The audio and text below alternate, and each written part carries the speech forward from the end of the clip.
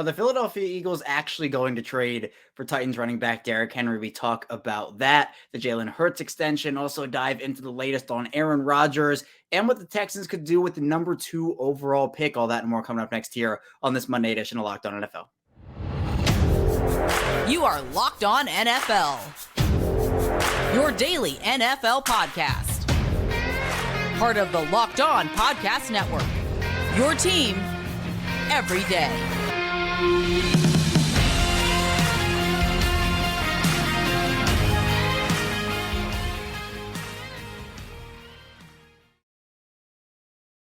Welcome into another episode of the Locked On NFL podcast, part of the Locked On Podcast Network, your team every day. It's Monday. That means you have me, Kevin Oestreicher, one of the many NFL experts here on our network. We're free and available all podcasting platforms. You can subscribe for free, both in audio form, anywhere you get your shows, or in video form. And today's episode is sponsored by BetterHelp. BetterHelp connects you with a licensed therapist who can take you on that journey of self-discovery from wherever you are. Visit BetterHelp.com/lockedon today. Take 10% off of your first month. And we're back here again, and where this is exciting. The draft less than a week away. It starts on Thursday. Obviously, Thursday, Friday, Saturday is draft weekend. Really excited for that. So thank you for tuning in here to this pre-draft Monday episode of Locked On NFL. Whether this is your first time tuning into the show or whether you're an everydayer listening here every day, we're a free and available daily NFL podcast 5 days per week. So be sure to like this video, subscribe to the channel on YouTube, and follow along in audio form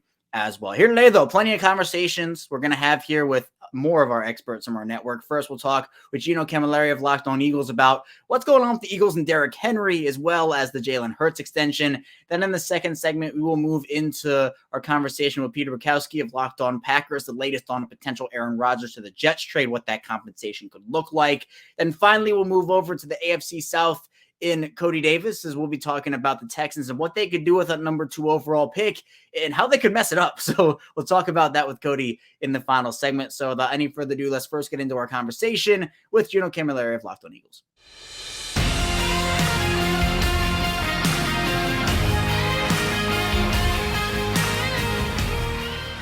The Philadelphia Eagles made a big extension, big commitment to Jalen Hurts with a huge money contract. Plus, they have 2 first-round picks coming up in the draft this week. Here to talk about that with me is Gino Cammilleri, one of the hosts over at Locked On Eagles. And Gino, let's start with Jalen Hurts, obviously the face of the franchise, and the Eagles paid him as such, giving him 51 average annual value, 180 practically guaranteed with the 110 at signing. Were you expecting this to get done before the draft, and how'd you actually like the particulars of the deal?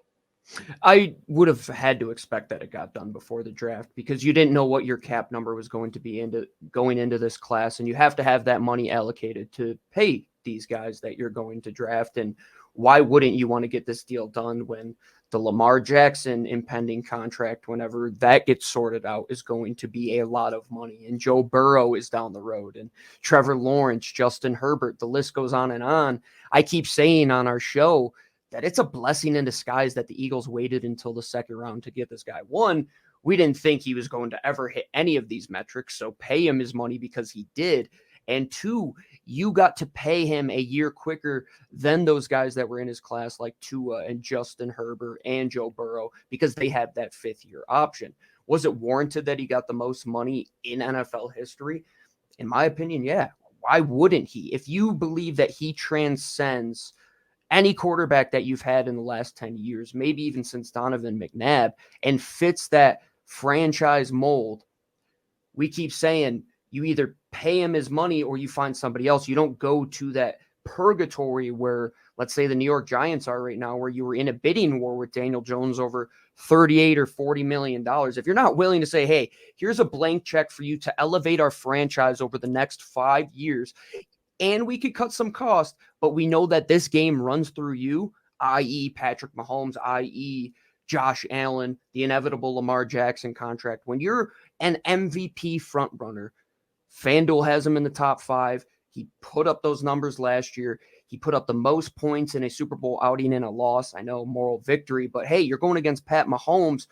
What more could you want on your resume going into this offseason to warrant that type of money? Yeah, give him that money, keep him in-house. And above everything else, I think this move makes so much sense because you have to go back to his days at Alabama when he was benched for Tua, and the mental fortitude that he had in a national championship game to get benched, go back to the same school when in this portal era, guys just get up and leave when their situation isn't right. He has overcome so much that I don't think we put a lot of stock into, which both Lou and I, when we're saying evaluating players going forward, if they have a strong work ethic with the tools that are there, they just have to go to the right situation, man. You bank on them because Jalen Hurts, Josh Allen, these guys are paradigm changers. They change the way you should think about the position. And I think a lot of guys like Justin Fields are going to reap the rewards of Jalen Hurts signing this mega extension because teams are going that route. You want a two-way guy. You want somebody that can run the ball as well as pass, make an offense 12 on 10 most of the time because you put a spy in there that takes one guy completely out of the play. Now you're two up on offense. That's what Jalen Hurts made the Eagles do last year, and I can't see him taking a step back. FanDuel has him as the 5th highest favorite right now in regards to the MVP race. Why not? Why can't he be that guy going forward? Yeah, he's someone who 100% deserved the money. And after all he did, the Eagles looked unstoppable in the regular season. Obviously, I mean, he led a Super Bowl winning performance. Obviously, they didn't win the game, but with that performance, with the way the defense obviously failed Philadelphia, they should have won that game there. But, Gino, let's move to the draft. The Eagles, they made Howie Roseman an incredible deal with the Saints last offseason. They pick up a pick in the top 10 for a team that just made the Super Bowl. You also have pick 30 there for Philadelphia. What do you want to see Philly do in the draft here to up their roster and get back to that big game? Yeah, just to start talking about the idea of getting that Saints pick in a year where, one, the Saints haven't been this bad since 2016. Talk about the idea of luck. When have there ever been this many teams that are just starving to get a quarterback that are willing to move up into the top 10 if they aren't already there in the top 10, aligning with 4, potentially 5 guys that teams might take a first-round flyer on? The Eagles could potentially luck into Jalen Carter, which would be surreal. And to pair him with Jordan Davis, I think would be one thing that takes this franchise not just to the next level, but puts you into that window of Super Bowl opportunities going forward. But at the end of the day, the Eagles have to stick to their guns. They don't have to go for need, go for best player available at the position that you value the highest. And the idea of adding Bijan Robinson, look, folks, it sounds good. Fantasy Gino would love that. You want to see this offense put up 35 to 42 points, go right ahead. Well, the thing that faulted the Eagles when they did put up 35 points was they didn't get a stop on defense, and they lost a lot of guys from that defensive starting group last year.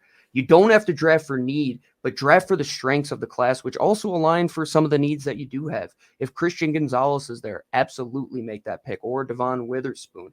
Let's say Tyree Wilson isn't the first or second guy selected and he falls just a few spots, or even Nolan Smith, if that's your cup of tea. Go with the trenches because you have seen the rewards that you have gotten from having an elite offensive line and an elite defensive line. And hey, if Paris Johnson doesn't go 3rd overall, which the crazy rumor that's going around right now seems to be, that the Eagles might take him at 10 if he falls there. And you never know what the Eagles are going to do. Howie Roseman never wants to back himself into a corner, but rest assured, what you can bank on is they will stick to their guns when it comes to a team building philosophy. Build from the inside out, stick to the Andy Reid method of building. Give me 2 tackles, 2 guys to rush the passer, 2 cornerbacks, and we'll figure everything else out. So if they luck into Jalen Carter, Kevin, watch out for offensive lines going forward, because I don't want to have to deal with Jordan Davis, Fletcher Cox, who's back once again, and Milton Williams, who might be one of the most underrated stars in the league. Oh, and you have Hassan Reddick and Josh Sweat and Brandon Graham, who's coming off of a franchise year. So whoever comes into this defense or the offensive line group, or heck, what if they draft Bijan Robinson? You truly never know. I think whatever player comes in, the Eagles will have done enough research on to know that they aren't just going to be here for this 4-year window and not sign a second extension. They want them to be a franchise pillar, and franchise pillars in Philadelphia are in the trenches. Yeah, and I'm telling you, if Jalen Carter goes there, you're building that Georgia defense with Kobe Dean already there, run it and back. Jordan Davis too. Yeah, just run it all the way back there. Worked out in college. Obviously, the pros are a little different. But, what's up with this Derrick Henry stuff? We've heard kind of rumblings throughout the course of the last couple of days, maybe even weeks if they're very small. But obviously, there have been some rumors that maybe Derrick Henry's headed to Philadelphia in some way, shape, or form. I mean, how would you feel if that move was made? completely shocked, but if you went back and saw my live reaction to the A.J. Brown news, Howie Roseman always just continues to shock us here in Philadelphia. And would it surprise me from a team building standpoint? 100%, because they're putting a lot of resources into a position where if you didn't want to pay Miles Sanders $6 million a year, why are you going to, one, give up a high asset, which I'm assuming Tennessee wants for one of their premier players, and two, pay him the same amount of money that you weren't willing to give Miles Sanders, especially when you brought in Rashad Penny for a fraction of the price. This team and franchise believes in Kenny Gainwell, his explosiveness, his vision, his ability to get through the tackles, even as a smaller player, plus Boston Scott's ability to really be a do-it-all type of guy for you, even in the biggest moments. If you go back to that Super Bowl, Boston Scott had one of the top plays in that Super Bowl, breaking multiple guys' ankles on a turf field, which nobody could get their footing, and Boston Scott cost you nothing. Kenny Gainwell cost you nothing. You drafted him after the 100th pick in the class. Why are you going to spend all of this money at a position when you just paid a quarterback and you know that cap number is going to continue to go up? Why invest at the running back position when your quarterback arguably might be the best ball carrier? Let him continue to be him. Don't invest high assets in running backs. That's the way the league is going.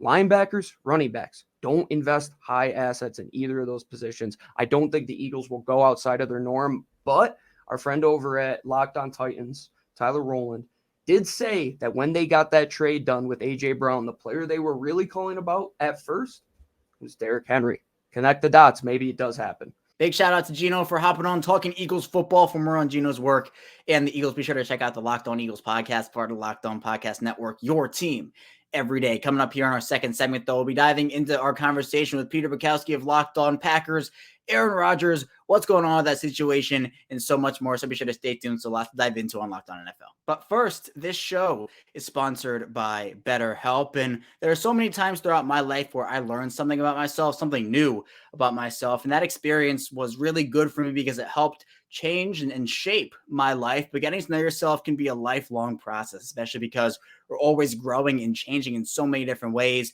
Therapy is all about deepening your self-awareness, though, and also understanding, because sometimes you don't know what we want or why we react the way we do until we talk through things. BetterHelp connects you with a licensed therapist who can take you on that journey of self-discovery from wherever you are. And there are so many benefits to therapy, and some of those can include positive coping skills, how to set boundaries. It can empower you to become the best version of yourself. If you're thinking of starting therapy, give BetterHelp a try. It's entirely online. It's also designed to be convenient, flexible, and suited to your schedule. Just fill out a brief questionnaire to get matched with a licensed therapist. Switch therapists anytime for no additional charge. Discover your potential with BetterHelp. Visit BetterHelp.com/lockedon today to get 10% off your first month. That's BetterHelp, HELP.com/lockedon.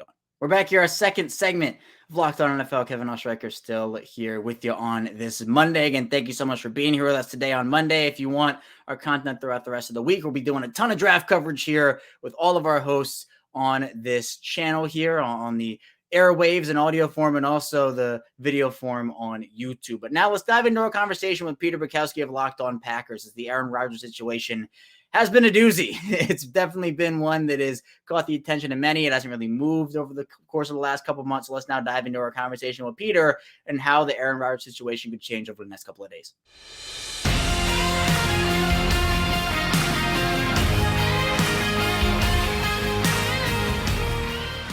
Well, the Green Bay Packers have been at the forefront of some of the conversation this offseason in terms of Aaron Rodgers and when is he going to go to the New York Jets. Here to talk about that with me, Peter Bukowski, the host over at Locked On Packers. And Peter, I know over the course of the past couple of days, we have now heard the Jets and the Packers are re-engaging on the conversations to send Aaron Rodgers to New York potentially, but a lot of people thought maybe it'd be done by now. Some people don't believe it's going to be done at all. I mean, how weird would it be for you if it wasn't done by the time the draft is over? I would be pretty surprised, especially because, we have these reports that they're re-engaging.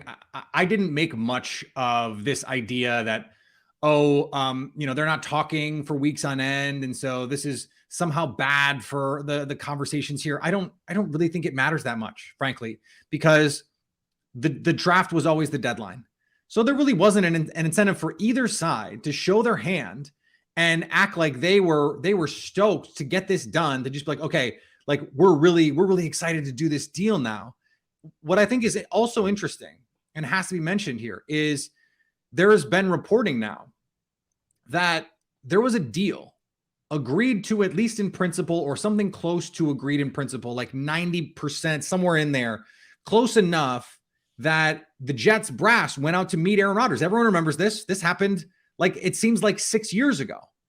And that then about a week later, Aaron Rodgers goes on Pat McAfee's show and says, I was 90% retired. And that spooked Woody Johnson. This is the reporting that is out there. And that spooked the Jets off the deal. And so if you're the Packers, then you're going, okay, listen, the real deadline for this is on draft night. And it seems like they've agreed that the compensation this year that makes sense is the 2022 second round pick, or 2023 second round pick. Whether it's 42 or 43, I don't think matters that much, but it's going to be one of those picks. And then you figure out the protections that go on whatever the future picks are. And we can talk about that stuff. But it makes sense for both sides to say, okay, if we agree on what happens this year, then let's just do it. Let's do it in time for that pick to convey. And we can figure out the minutia as we get a little bit closer. It's fine. Deadline spur action. And I think that's ultimately where we find ourselves now. Right. You know, you mentioned the 2023 second. I know there were a lot of people potentially saying, well, the Packers should get a first for Rodgers. You know, that should be the compensation. How's your kind of view of what the compensation, at least in your mind, Peter, should be for him based off when the conversations first started to where they actually are now? Well, when the conversations first started, I anticipated if Rodgers is traded, you're looking at 2 years or maybe more.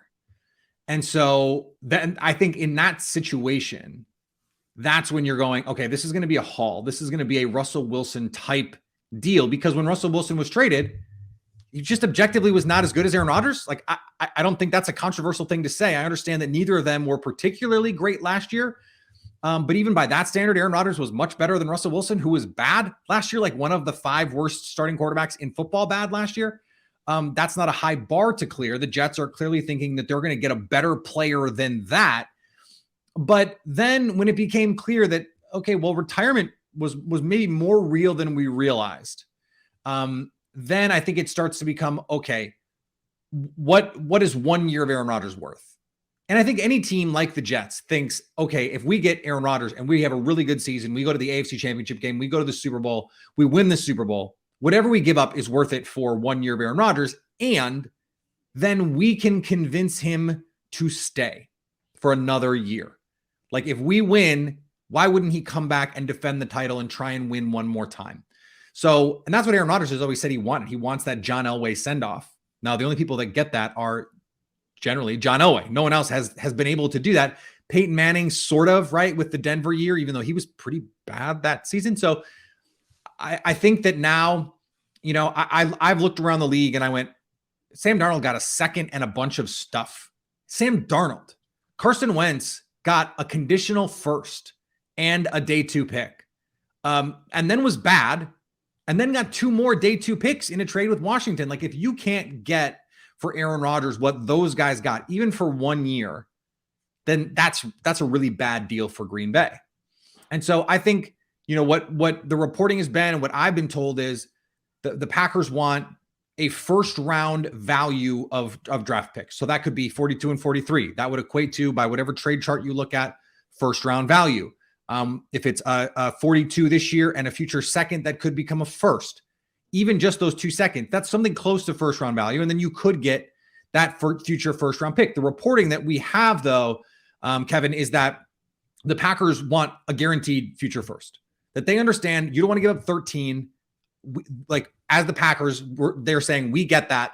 But that future first we want, and we want it guaranteed. And part of the reason, Kevin, is I think they are holding open the possibility that Rodgers goes full Russell Wilson, that this goes really badly, and that a guy who is 90% retired and goes to a new city with a new team, with new coaching staffs, with a guy who's never called plays for him before, even though they have that familiarity, goes sideways.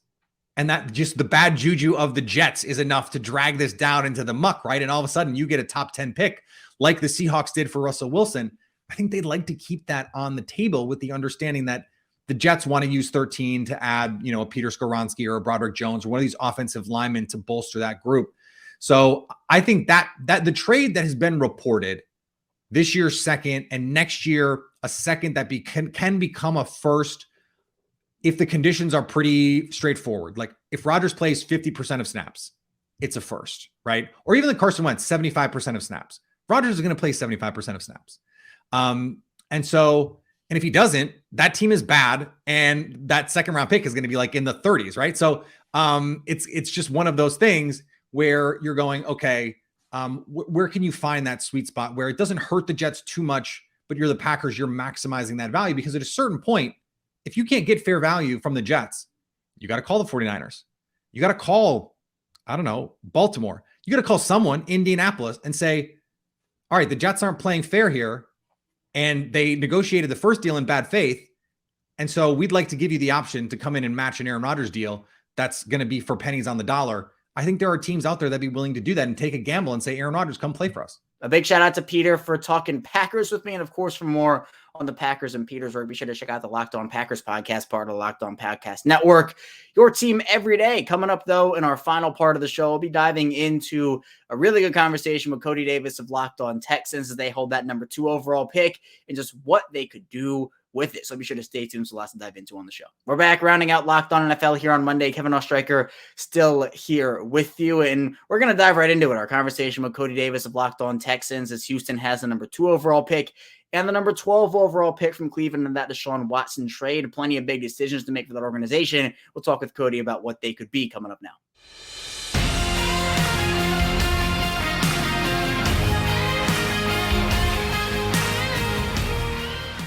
Well, the Houston Texans have a massive decision to make at number 2 overall coming up this week. Here to talk about that with me, Cody Davis, one of the hosts over at Locked On Texans. And Cody, I appreciate you coming on here talking with me about what is turned into, I think, a very massive decision and one that people don't know about anymore. Oh my gosh. Like, and I can hear it in your voice. It's such exasperation, almost like, no way the Texans don't take a quarterback. You have Bryce Young, you have CJ Stroud, but now there's real talk that maybe it's not a quarterback at 2. I mean, what would that do to you if Houston decides to go another direction than quarterback at 2? It'll make my head hurt. It'll make my stomach hurt. It'll just make me get angry at this franchise once again because, Kevin, look, let me tell you something. After the whole foolishness and nonsense that has gone on over the last 2-3 seasons, you already know the story. Deshaun, Jack Easterby, Cully, Lovie Smith. You only won 7 games out of the last 2 years. Like, everyone was happy. You got yourself a head coach in DeMeco Ryans who has brought a lot of credibility, a lot of promise, a lot of hope to this organization.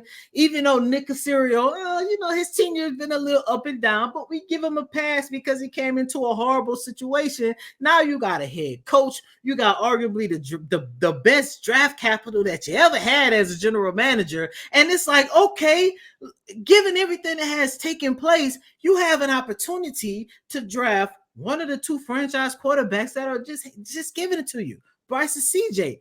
Everyone thought at the beginning of the draft season that it was going to be easy. You get Bryce or CJ. Whoever the Carolina Panthers take, you just take the other because the talent gap between those 2 is not the best. I understand it. I think we all can agree that Bryce Young does have the upper hand over CJ, but at the end of the day, it's CJ Stroud, a potential franchise quarterback. Easy selection at number 2, but here we are, about 4 days away from the draft, and we got this Will Levis nonsense going on. We got this talking about they could take Will Anderson at 2. I would be okay with that, but now you're talking about trading 2, and if you trade 2, Will Anderson is definitely not going to be there when you pick again.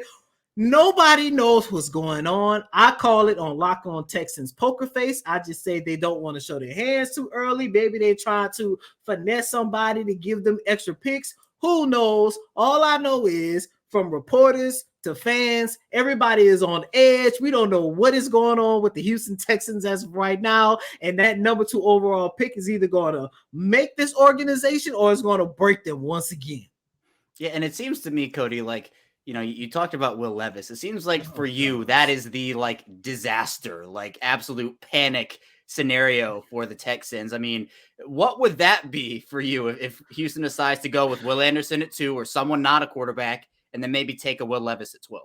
I'm quitting. I'm just quitting. I'm calling Ross. I'm calling Dave. I'm gonna say thank you for this opportunity. I just can't do it. And Kevin, it doesn't make sense because look, I understand for some odd reason over the last couple of weeks, a lot of people has been talking down on CJ Stroud. I get that. I understand it. However, everyone knows that the Houston Texans need a quarterback. You take a look at the disappointing season that Davis Mills had last year. And I know some people didn't believe in Davis Mills. I was one of the believers, and I like the fact that this organization gave Davis Mills an opportunity to showcase whether or not he could be the quarterback of the future. And unfortunately, he failed.